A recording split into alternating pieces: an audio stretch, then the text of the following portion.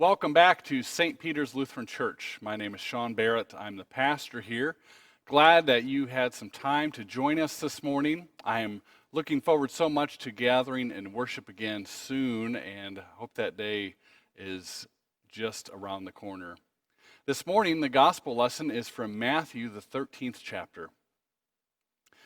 That same day, Jesus went out of the house and sat beside the sea. Such great crowds gathered around him that he got into a boat and sat there while the whole crowd stood on the beach.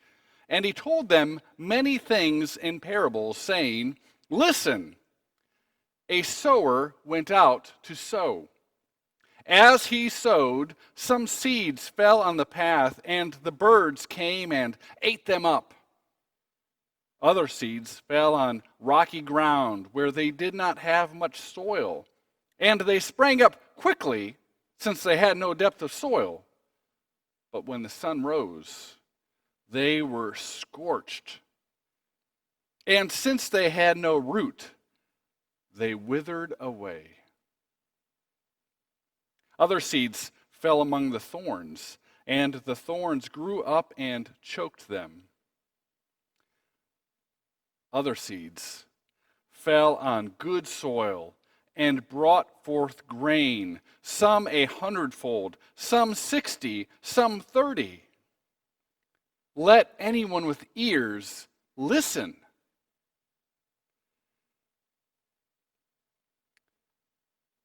Jesus continues, "Hear then the parable of the sower. When anyone hears the word of the kingdom and does not understand it, the evil one comes and snatches away what is sown in the heart. This is what was sown on the path. As for what was sown on rocky ground, this is the one who hears the word and immediately receives it with joy. Yet such a person has no root, but endures only for a while. And when trouble or persecution arises on account of the word, that person immediately falls away.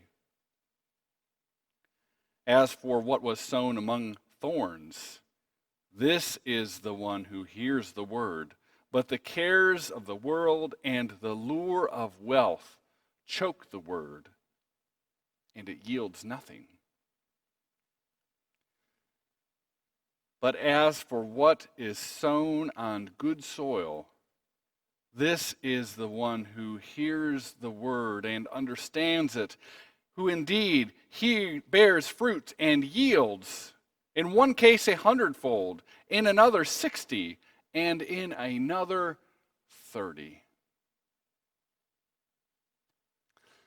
What a wonderful passage.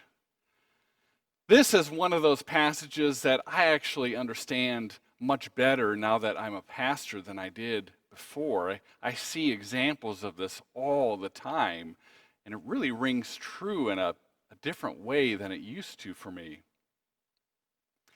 Jesus here is talking about seeds and sowing, and so of course you have the sower. That would be the person sharing the good news. The seed, the gospel, and the soil is people's hearts. How do they receive that? And I notice in this parable that there's no shortage of seed, right? There's nothing wrong with the seed either. It's good seed. It's the seed of the kingdom. It's good news of God's love, the gospel. And the sower, that is hopefully you and me, go out and we sow that seed, and there's always more, and just casting it wherever. And the seed falls where it may. That's very freeing for us, that we can sow that seed and not worry about running out. We don't have to worry about determining if someone is worthy for that or not. We don't have to worry about making sure someone's heart is good. We just cast that seed out. That is the end of our responsibility as far as that goes. But there's very different responses to this. People respond differently, and I'm sure you've seen this in other people's lives. You may have even seen it in your own life. Well, while we're talking about seeds, I'm going to share an example that I actually got from our bishop at a service a few months ago, and I just thought it was a wonderful example of the power of seeds. Now, I've got an apple here, and I'm going to cut this open. Hopefully we have an apple with some seeds in it. Oh, we got lucky. One fell out on the blade. Those of you who really know apples, you might know the answer to this, but do you know how many seeds are in an apple? I did not know. I don't know that much about apples. I enjoy eating them, but I didn't know that much about them. Depending on the variety of apple, there are between 5 and 13 seeds in each apple. And I think that might be where we get off track a little bit. We get focused on how many seeds are in an apple, but Jesus has a different message for us this morning. So let's look at the 4. The first one is that the seed is cast and it just lands on the path. Jesus tells us that that is someone who does not understand. And there may be times where we share that good news, we share our faith with others, and it goes nowhere. They just don't understand it, and they cannot receive that word. The next one may be, well, it gets cast on rocky ground, and it receives that news with such enthusiasm, but as you notice, there's not much soil there. There's not much depth of roots. And when, as Jesus says, trouble or persecution come, that person gets swept away. Now, we might think of this as an immediate thing, and sometimes it is. Sometimes within a week or two, that person may fall away. But you'll also see people who go through a cycle of maybe 4 or 5 years, and for 4 or 5 years, they are gung-ho. They just cannot get enough. They love serving Jesus. They love being active in the church. And then you may not see them again for 5 years. And then in another 5 years, they might come back with that same enthusiasm. I see that all the time. The third type is among the thorns. These are people who hear the word, but the cares of this world, the lure of wealth, they cannot receive the gospel. Jesus tells us it's impossible to serve 2 masters. You cannot serve God and wealth. And sometimes when we hear these words of Jesus, they are very challenging. Sometimes when we hear sermons about generosity, well, that's when I go from preaching to meddling sometimes. But Jesus demands absolute allegiance, absolute devotion above all else. And then finally, we get to the good soil. And sometimes it bears 100-fold, sometimes 60, sometimes 30. That's wonderful. This morning, as you think about people you share the gospel with, and I hope you do, I want you to be encouraged. Jesus does not promise this will be easy. In fact, according to Jesus, the vast majority of these seeds will go nowhere. People just are not ready to receive such a radical and wonderful message as the love of God, and they will reject it. That is just reality. But we also know that it's possible for people to change. People's hearts do change. And so even though you may have tried to sow that seed in their life before and it did not work, the next time it just might work.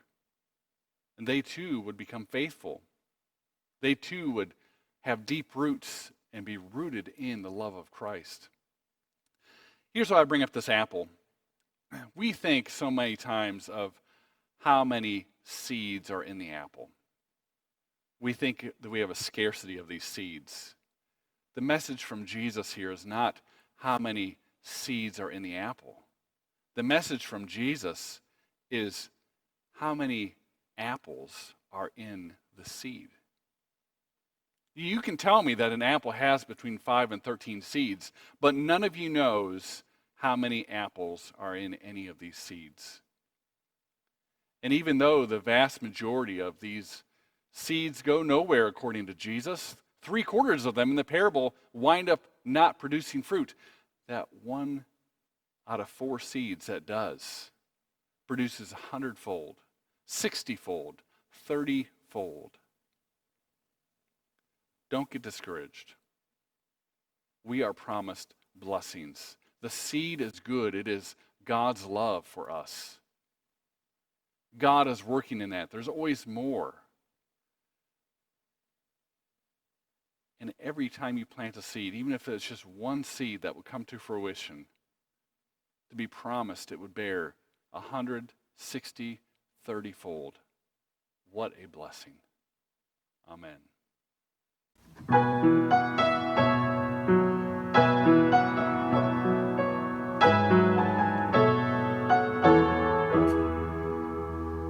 Lord, let my heart be good soil, open to the seed of your word.